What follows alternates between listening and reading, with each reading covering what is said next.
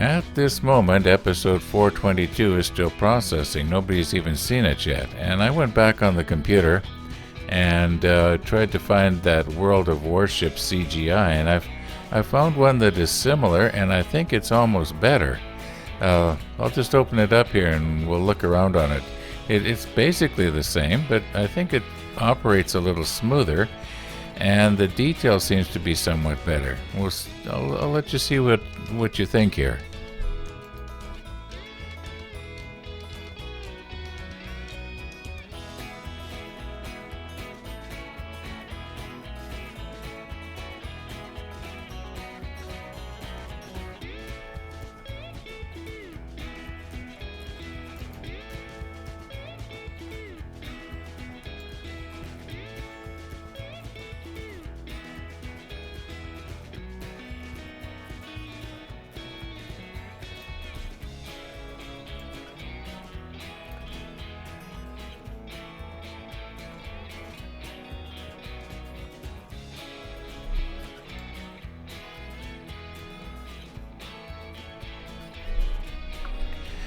Okay, here's the area we were working in, and you can see our antenna running all the way around here. And we were wondering, where did it go in the back?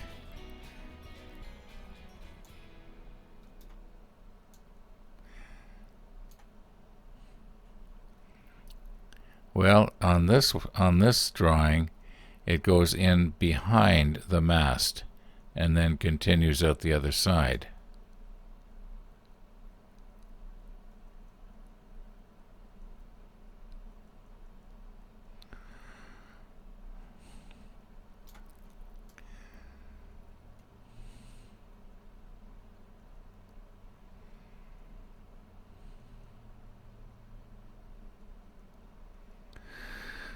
Okay, so maybe it's not smoother than the other one. I thought it seemed a little bit smoother the last time when I first used it, the first time rather. But I don't know, maybe it was just my imagination. The texturing seems to be a little bit different in this one.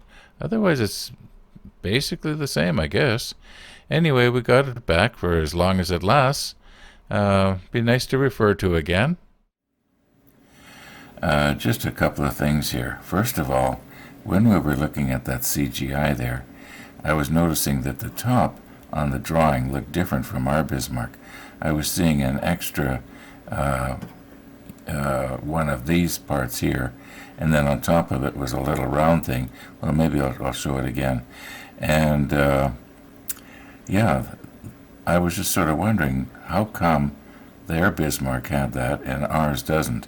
And then I realized it's possible that that CGI is half Tirpitz and half Bismarck, and they kind of thought all they have to do is just change the name, and they've got either one. Now I don't know. I think that Tirpitz did have, it was more built up right here from photographs that I've seen. Now I didn't get to see any real good photographs, so I'm not sure.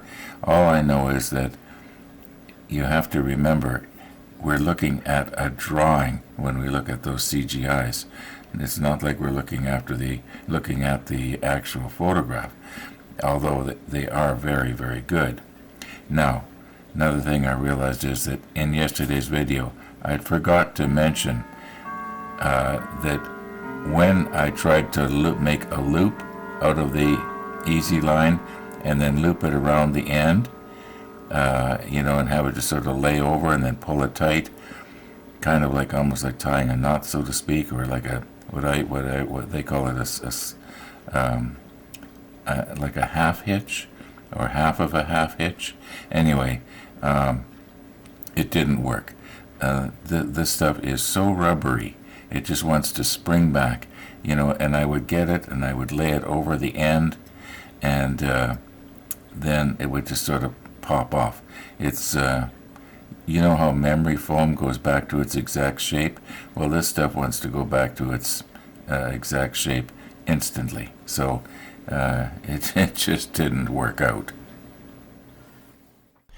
Okay, back to our 3 lines in step 69 that we were looking at yesterday. You can see that they tie off on the railing below, but if you look at the top, it's really hard to see what exactly are they fastened to.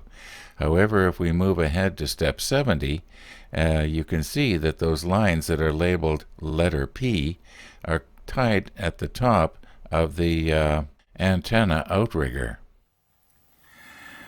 Okay, here's the railing in question right here. And here's our outrigger, and you can see the 3 little loops there that we're supposed to run our easy line through. You can actually notice them better in this one over here on this side. But I'll do that one later off camera. Let's do this one first, even though it doesn't show up quite as well. And what I'm planning to do here is I'm going to make use of this little piece of easy line that is left over that I cut off from something. And I'm not going to try and tie a knot or anything. I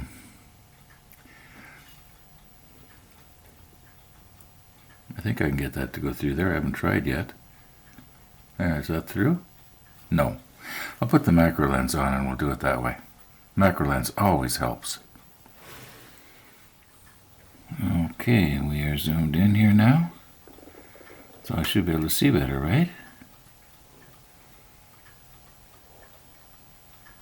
Why is that not going? Oh, there it goes. I'm just going to say, why is that not going through? But, well, if I had another hand and I could grab it from the other side, maybe.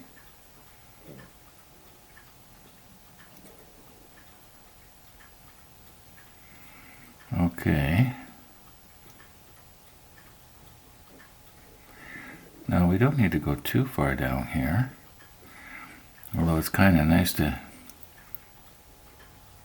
Ooh, it's going to fall off on me here. See if I twist it around and go back through underneath. Oh, by the way, I want to tell you something and see what you think. Okay,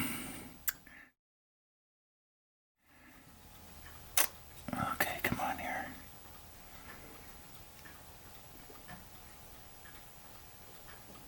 Okay, something like that.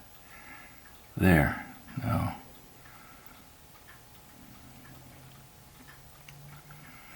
Now, I think I've got it. Oh, I got this on the wrong side. Okay, back out we go.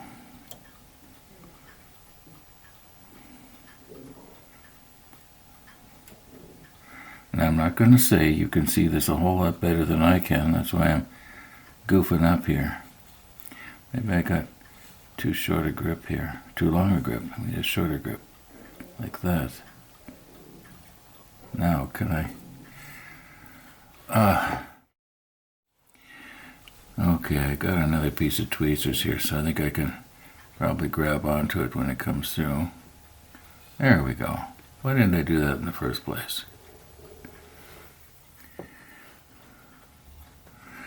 Okay, so I'm looking all over for my clothespin, and I can't find it. I'm looking on the deck of the ship, and I'm looking where I have all my little tools, and not there, not there. And finally I give up looking, and I hook up Ian's hands, as you can see here. Oh, I think that'll hold, if I can let go of that. Okay, that should put just about the right tension on our little loop up here. And anyway, about the time I'm all through hooking up Ian's hands, I think, oh, wait a minute.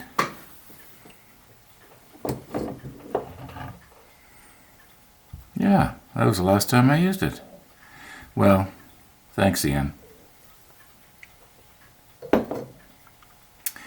Okay, we'll put the macro lens back on and we'll move right in there and see if we can get a little tiny bit of CA in that loop. Or I guess it's not really a loop, it's a ring. I've raised the camera up just a little bit here because this line here was blocking the view of that little hole that we're going to try and put some CA in right now.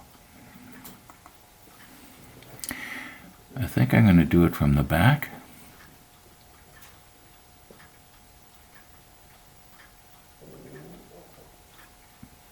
Okay, did you see anything come through?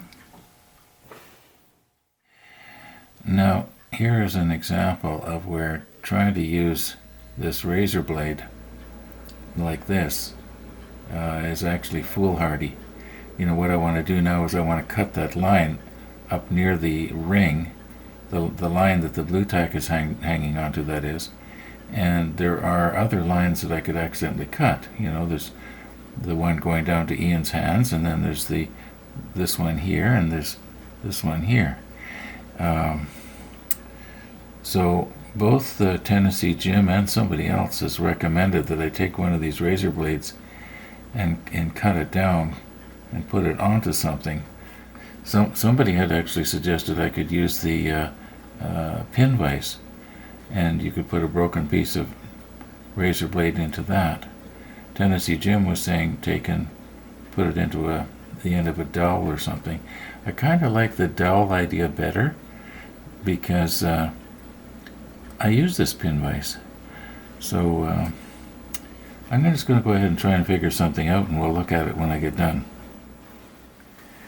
Now, I was just going to start messing around with the razor blade, and then I realized that I hadn't said what I was going to, an idea that I was going to show you, and my idea was this. Now, these outriggers that are shaped like this, now this piece that is hanging down here, you know, yes, it's handy to be able to tie something onto. However, I'm thinking that maybe what that is for is that when you crawl down onto this, I had to go to, you know, maybe to repair something that was out on the end of this outrigger.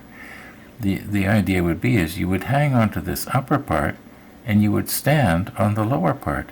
Because if you envision a person, if I haven't done it, but I'll bet you if I measured from right here to right here, and if I was to multiply that distance by 200, it's probably about 3-4 feet, which means that this would be an ideal thing to stand on if you wanted to slowly work your way out to the end, maybe to fix something that had gone wrong out here.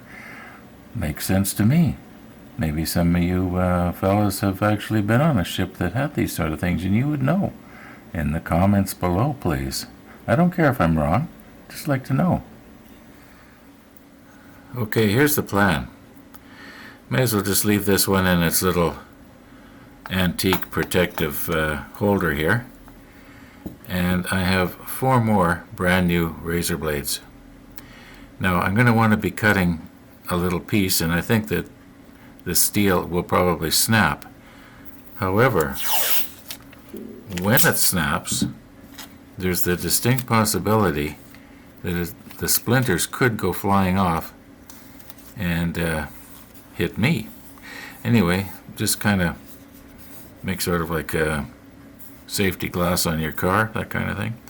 Now I've got 3 more blades like this one here, and I thought I had a used one in here, an old one, and I was gonna, but I don't. So if I wreck this one and I can't sharpen it anymore because the steel that I'm going to be trying to snap is probably just as hard, if not harder, than this.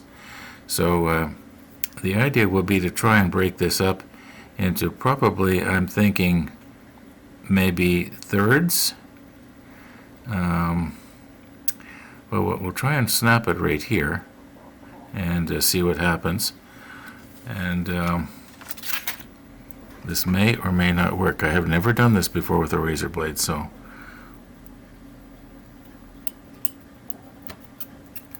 Nope, it didn't snap, it just slid on it. Maybe I have to go straight down and kind of strike it. Let's see if that will work here. Do I have anything I could give a good swift wrap with?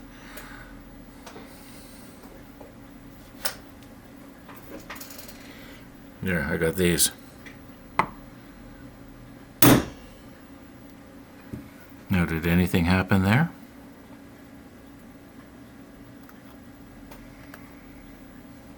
I don't know. I don't think so. Maybe I am going to have to try and, twist it and snap it that way. Maybe take the razor blade back out of there and let's just see what happened to it.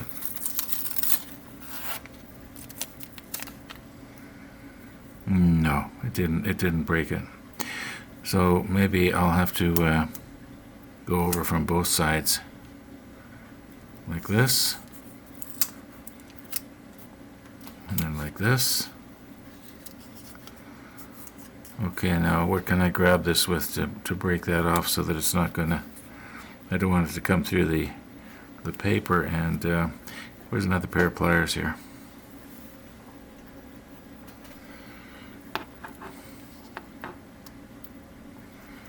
Okay, is this going to snap or is it going to just bend on us?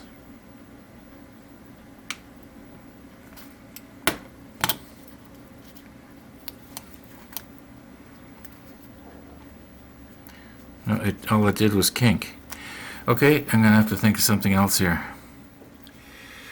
Okay, I'm under the impression now that this will not shatter. So let's just try this. These aren't as sharp as they were when they were new, but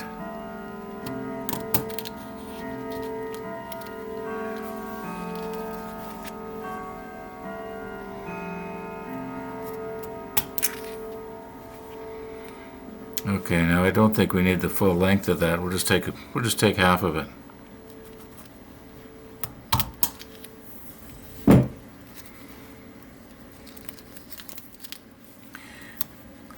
And I guess may as well just leave this in here for safety's sake. Probably need the rest later anyway sometime. Oh, bet you I dulled this.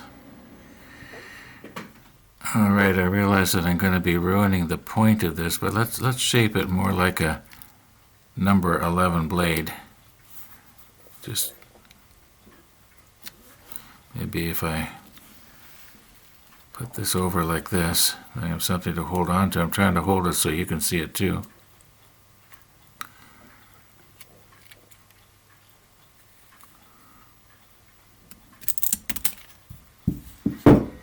Okay, now I realize that the very tip of this is probably ruined.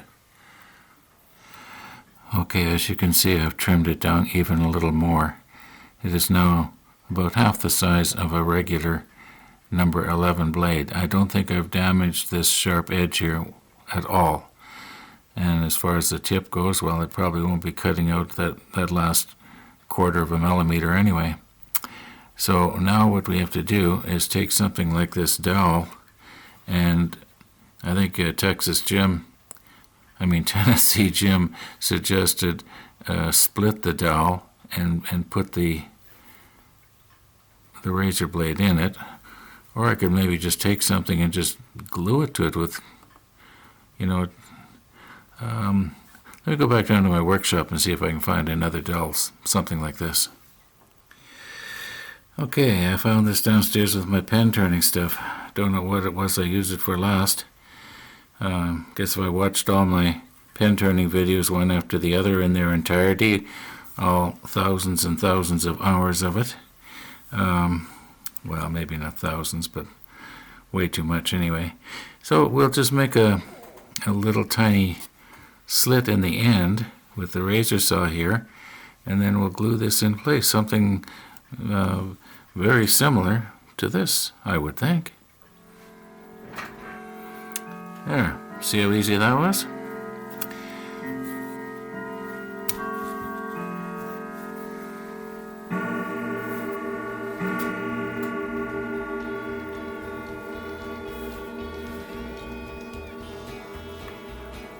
Okay, it's 2 o'clock. I've got to cut this video off.